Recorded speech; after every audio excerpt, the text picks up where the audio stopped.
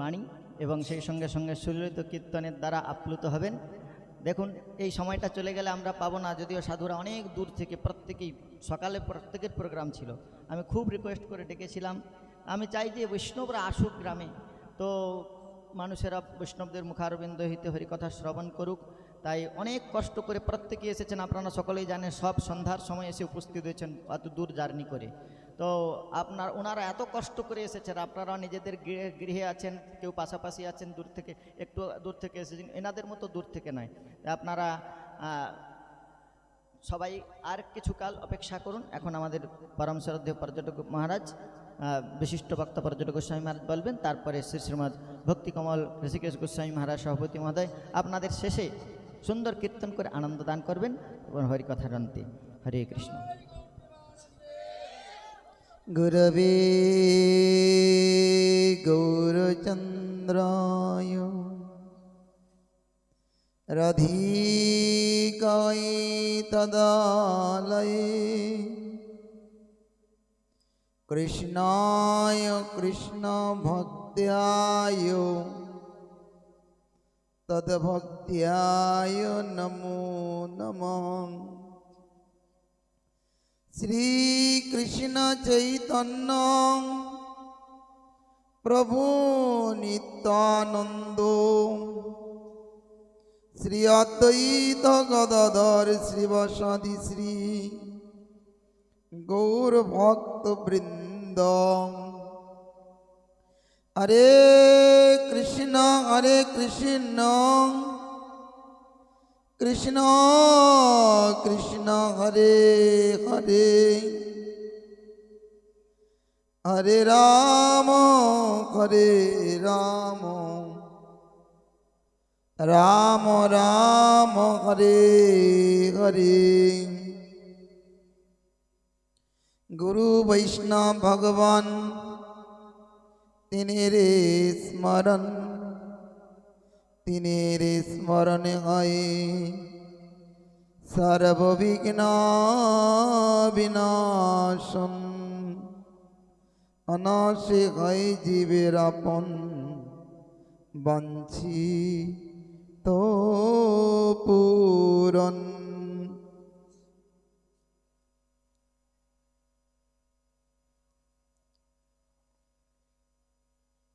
অধ্যকার মহতি ভাগবত সবার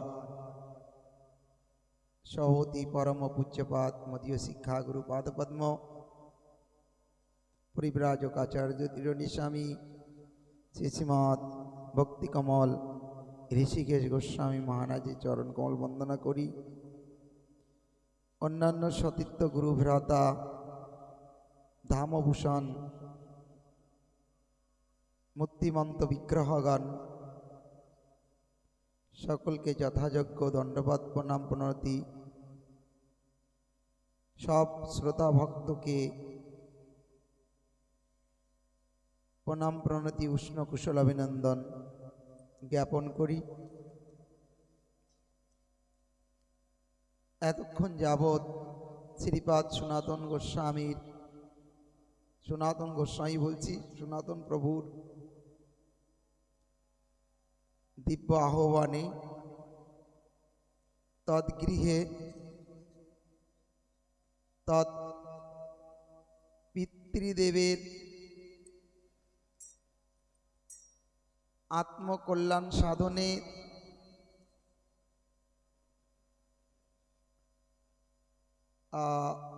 তাকে একটু হরিকথা শ্রবণ করানোর নিমিত্তে এই মহতি ভাগবত পাঠ কীর্তনের মহা আয়োজন।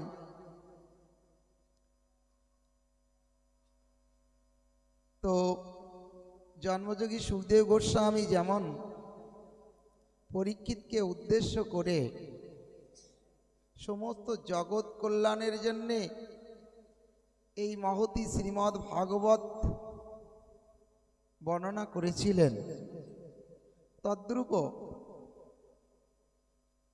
আমরা তৎপিতৃদেবের আত্মকল্যাণের নিমিত্তে আমাদের নিজের নিজের কল্যাণের জন্যে আমরা এখানে সাধু সঙ্গে কৃষ্ণ নাম এইমাত্র চাই। এই সংসার যিনিতে আর অন্য কোনো বস্তু নাই। সাধুনাম দর্শনম পুণ্যম তিত্তভূতা হি সাধুব তিত্ত ফলতি কালেন সদ্য সাধু সমাগতা। আমরা জানি তিত্ত পবিত্র, গঙ্গার পরশ হইলে পশ্চাতে পাবন, দর্শনে পবিত্র করো এই তোমার গুণ। তিত্তের ন্যায় সাধু পবিত্র, কিন্তু তিত্তের ফল বহুকাল যাবৎ লাভ হয়। আর সাধু সঙ্গের প্রভাব লব মাত্রে সাধু সঙ্গে সর্বসিদ্ধি হয়। সাধু সঙ্গ সর্বশাস্ত্রে কয় লব মাত্র সাধু সঙ্গে সর্বসিদ্ধি হয়।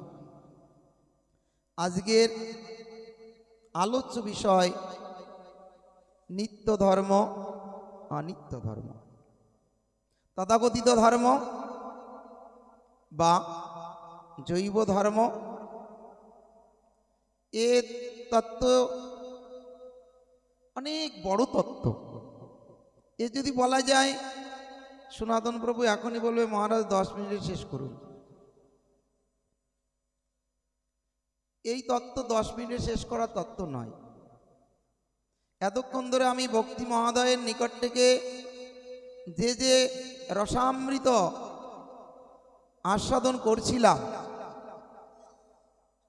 তো তারা অনেক বড় বক্তা, তারা বলতে পারেন, কিন্তু আমার ন্যায় লঘিষ্ঠ ব্যক্তির এত অল্প সময়ে এই বৃহৎ তত্ত্ব, সারগর্ভ তত্ত্ব বর্ণনা করা অতীব দুর্লভ।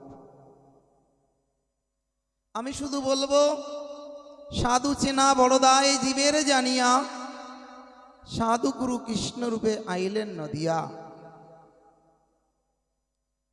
ননীগোপাল প্রভু একটু আরম্ভ করেছিলেন, এই জগতে তথাকথিত সাধু আউল বাউল কর্তা ভজা ন্যারা দরবে সাই সহজিয়া সকিবে কি স্মার্ত জাত গোসাই অতিবাড়ি চোরাদারি গৌরাঙ্গ নাগরী তোতা কহে এই 13 সঙ্গ নাহি করি।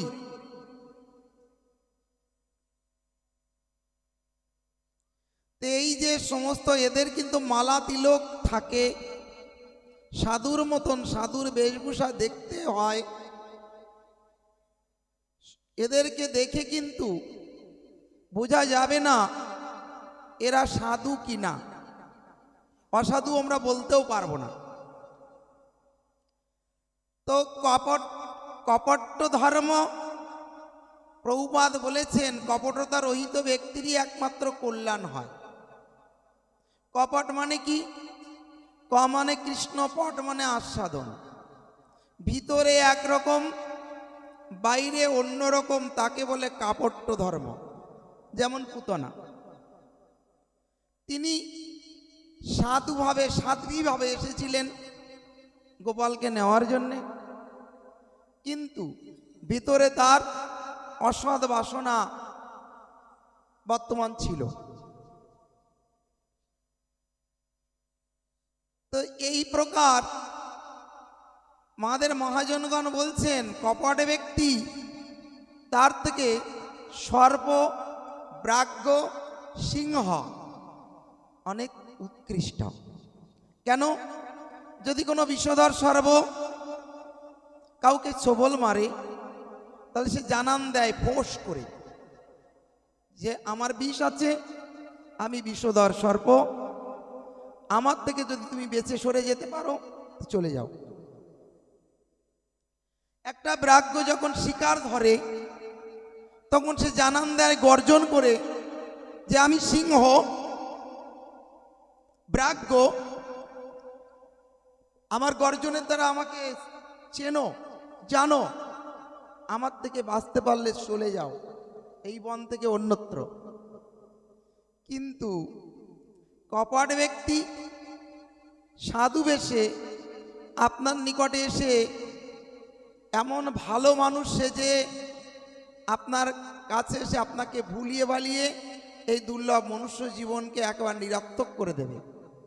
আমার শ্রী গুরুপাদ পদ্ম বলতেন, দুষ্ট লোকের মিষ্টি কথা ওরে ঘনিয়ে কাছে বসে, কথা দিয়ে কথা নেয় ওরে প্রাণটি নেয় শেষে। এই জন্যে গোরার আমি কেবল মুখে বললে না ঘি চলে, গোরার আচার গোরার প্রচার ধরলে ফল ধরে। এই জগতে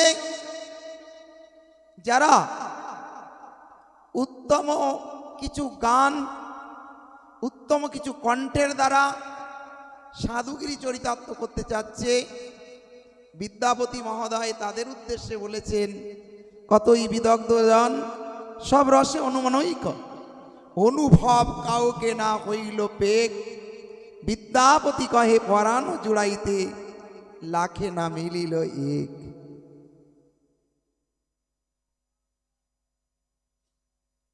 অনুভব করবেন, না উঠিয়া বৃক্ষ পরি করে ফল নিয়ে টানাটানি, কেবল দুষ্ট ফল করে আস্বাদ। আমাদের মহাজনগণ কি দিয়েছেন? সাধু সঙ্গ হইতে হয় শ্রবণ কীর্তন, শ্রবণ কীর্তন হইতে হয় সর্ব অনর্থ নিবর্তন, অনর্থ নিবৃত্তি হলে ভক্তে নিষ্ঠা হয়, নিষ্ঠা হইতে ভক্তে হয় রুচি উপজয়, রুচি হইতে ভক্তে হয় আসক্তি প্রচুর, আসক্তি হইতে চিত্তে জন্মে পিত্তাঙ্কুর। প্রেম কোথায়? সেই প্রেমা গাঢ় হইলে ধরে প্রেম নাম, অপ্রাকৃত প্রয়োজন সর্বানন্দ ধাম। ভক্তিবিনোদ ঠাকুর জৈব ধর্মে, ভক্তিবিনোদ ঠাকুর ভজন রহস্যে, বৈদিক ভক্তি, তারপরে সাধন ভক্তি, তারপরে ভাব ভক্তি, তারপরে প্রেম ভক্তির কথা বর্ণনা করেছেন। শ্রী চৈতন্য মহাপ্রভু প্রচুর পরিমাণে গ্রন্থ রচনা করেছিলেন কলিহত জীবের জন্য। একদিন ভাবলেন, প্রায়শ অল্পেশু সভ্য কালাস্মিন জেগে জানা, মন্দ সুমন্দ মদায় মন্দ ভাগ্য উপদ্র। এগুলো দিয়ে কি হবে? কলিকালের লোকের এত ধৈর্য আছে? আপনারা তো বসে আছেন, আমার কলকাতার লোক হলে একটি ঘন্টা বসে থাকা নয়। আমি এয়ারপোর্টের পাশেই থাকি, দমদম ক্যান্টনমেন্টে। ওখানে আমাদের গুরুপাদ পদ্মের একটা মঠ আছে, শ্রী শ্রী গৌরাঙ্গ গৌড়ীয় মঠ। তো ওখানকার লোকের এত ধৈর্য নেই। আমি তো দেখছি সেই 6টার থেকে এখন 10:30 বাজতে চলেছে। আপনারা যে ধৈর্যের পরিচয়টা আপনি দিয়েছেন, এখানে দিয়েছেন আপনারা, আপনাদের অশেষ বিশেষ ধন্যবাদ আপনাদের। এরকম আমি দেখিনি, একটা লোক এখান থেকে উঠে অন্যত্র যায়নি। না আছে কারো পেচ্ছাপের বেগ, না আছে অন্য কোনো উপবেগ। তো ভক্তিবিনোদ ঠাকুর মহাশয় আমাদের কি দিলেন? বৈদিক ভক্তি। বিধি মার্গে রতজনে, স্বাধীনতা রত্নদানে, ওরে রাগ মার্গে করান প্রবেশ। আমি এতক্ষণ শুনছিলাম অনেক প্রেম কাহিনী, প্রেম কথা আমি শুনছিলাম। অধিকার নেই, অধিকার নেই। জন্মজীব সুখদেব গোস্বামী পরীক্ষিত মহারাজকে শোনাচ্ছেন। পরীক্ষিত মহারাজ শ্রবণ করতে করতে করতে করতে দেখতে পাচ্ছেন তার জননী ভূমে অবলম্বিত হয়ে হা পুত্র বলে কেবল রোদন করছেন। পরীক্ষিত মহারাজ দেখলেন আমার মাকে একটু সান্ত্বনা দেওয়ার প্রয়োজন, নাহলে আমি তো জগৎ থেকে চলে যাব, কিন্তু তারপরেও তো মা এইভাবে পুত্র মোহে মোহিত হয়ে সারা জীবনটা ক্রন্দন করবেন। তাই সাময়িক বিশ্রাম নিয়ে মাকে গিয়ে বললেন, মা মোচো চোখের জল, তুমি না পাণ্ডব কুলবধূ। আমি একদম সংক্ষেপ বলছি। তা প্রবোধ দেওয়ার জন্য কি করবি বাবা আমাকে? বলে তোমাকে আমি ভাগবত কথা শ্রবণ করাবো। আমি 7 দিন ধরে যা আমার শ্রী গুরু পাদপদ্ম মুখ থেকে আমি যা শ্রবণ করেছি সেই কথাই তোমাকে শ্রবণ করাবো। কিন্তু মা আমার তো সময়টা অনেক কম, তো এর মধ্যে শ্রেষ্ঠ থেকে শ্রেষ্ঠতম যে লীলা বিলাস অক্ষক্রিয়া সেই অংশ তোমাকে আমি শ্রবণ করাবো। তখন পরীক্ষিত জননী উত্তরা মা কি বললেন জানেন? না বাবা পরীক্ষিত, কানে ফুল দিয়ে, আমি ওই লীলা কথা শ্রবণ করবার অনধিকারী। কেন? ভক্তির উৎপত্তি পুংসং শোক মোহ ভয়াবহ, যাদের মধ্যে এখনো শোক আছে, মোহ আছে, স্বজন হারানোর বিয়োগ বেদনা আছে, তারা কি ওই লীলা কথা শ্রবণ করার অধিকারী? না। আমি তো শোকে ক্রন্দন করছি, শোকে মূর্ছমান হয়ে আছি। আমাকে, আমার যদি কল্যাণ চাও, আমার যদি মঙ্গল চাও পুত্র, তাহলে তুমি 7 দিন ধরে প্রথম থেকে যে ভক্ত ভগবানের কথা, ভক্তিময় কথা শ্রবণ করেছো, সেই ভক্তের কথারূপ অমৃত শ্রবণ করে আমাকে আগে তৈরি করে নাও। তা আমাদের আগে তৈরি হতে হবে তো, তারপরে আমরা প্রেম উপলব্ধি করতে পারবো। প্রেম হচ্ছে ইউনিভার্সিটির কথা। আমরা তো এখনো ক্লাসেই পড়ি না, স্কুলেই যাইনি, আমরা প্রেম তত্ত্ব কি উপলব্ধি করব বলুন? এই জন্য আমাদের ষড়গোস্বামী ভজন বিষয়ে শিক্ষা দিয়েছেন। তারা যত গ্রন্থ রচনা করেছেন প্রেম তত্ত্ব তাতে আছে, কিন্তু অধিকাংশ বিষয়গুলো হচ্ছে ভজন বিষয়ী কথা, ভজন বিষয়ের কথা, বোধলাভের কথা, তৈরি হওয়ার কথা। সিঁড়ি আদৌ শ্রদ্ধা মূলে সাধু সঙ্গ থেকে কি হয়? শ্রবণ কীর্তন, অনর্থ নিবৃত্তি, অনর্থ পশমং সাক্ষাৎ ভক্তি যোগ অদক্ষে। অনর্থ যদি দেহের মধ্যে থেকে না যায়, প্রভুপাদ বললেন অনর্থ হচ্ছে কুজ্ঝটিকা। কুজ্ঝটিকা মানে ক্ষুদ্র ক্ষুদ্র মেঘরাশি। ক্ষুদ্র মেঘ একটা সত্যপ্রকাশ সূর্যকে ঢাকতে পারে না। যখন ক্ষুদ্র ক্ষুদ্র মেঘরাশি একীভূত হয়ে জমা হয়ে যায় একত্রে, তখন সূর্যকে আড়াল করে দেয়। সেই প্রকার এই যে অসৎ তৃষ্ণা, হৃদয়ে দুর্বলতা, অপরাধ, স্বরূপ বিপ্রমাদি, এইগুলো যতক্ষণ পর্যন্ত আমাদের থাকবে ততক্ষণ পর্যন্ত আমরা স্বরূপ বিপ্রম হয়েই থাকব, মায়াগ্রস্ত হয়ে থাকবো। মায়াগ্রস্ত জীবের নাকি কৃষ্ণ স্মৃতি জ্ঞান, তাই জীবের নিস্তার লাগি ব্যাস কইল বেদাদি পুরাণ। মায়াগ্রস্ত জীব আমরা। মায়াগ্রস্ত জীবের মহারাজ কত সুন্দর বলছিলেন, বক্তালোক সবাই। তো আমি আমার চাক্ষুষ দেখা মধ্যম গ্রামে একটা ওপেন হাইড্রেন, সেখানে এক মদখোর মাতাল, সে ওই ড্রেনের মধ্যে, কোমর সমান ড্রেনের মধ্যে, নর্দমার মধ্যে নেমে ওই বেকা জায়গায় ঘাড় বাঁধিয়ে সে বলছে, শালা সমস্ত পৃথিবীটাকে সোজা করে দেবো, সমস্ত পৃথিবীটাকে সোজা করে দেবো। বুঝেছেন? তা আমরা যদি এই প্রকারে ঘাড় বাঁধিয়ে ভাগবত নিত্য ধর্মকে অবজ্ঞা করতে থাকি, আজকে আমাদের ধর্ম কোথায় চলে গেছে?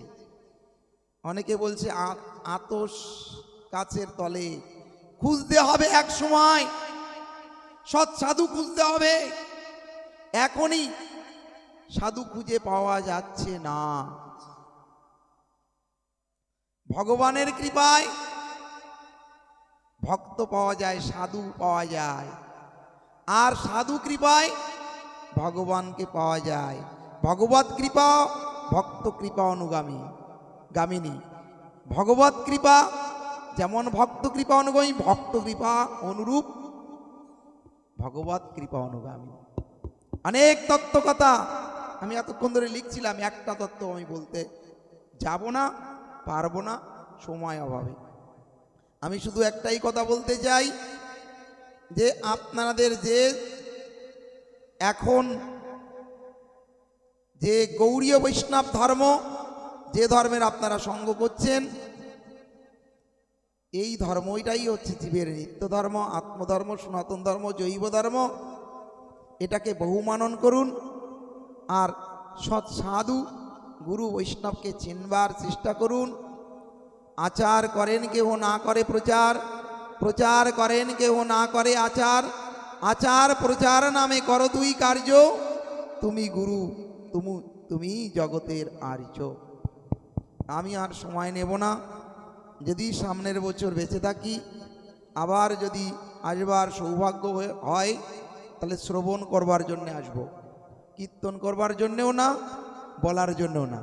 বাঞ্ছা কল্পতরুস্য কৃপা সিন্ধুবৈব চ পতিতানাং পাপনেভ্যো বৈষ্ণবেভ্যো নমো নমঃ। হরে কৃষ্ণ। হরে কৃষ্ণ। এতক্ষণ পর্যন্ত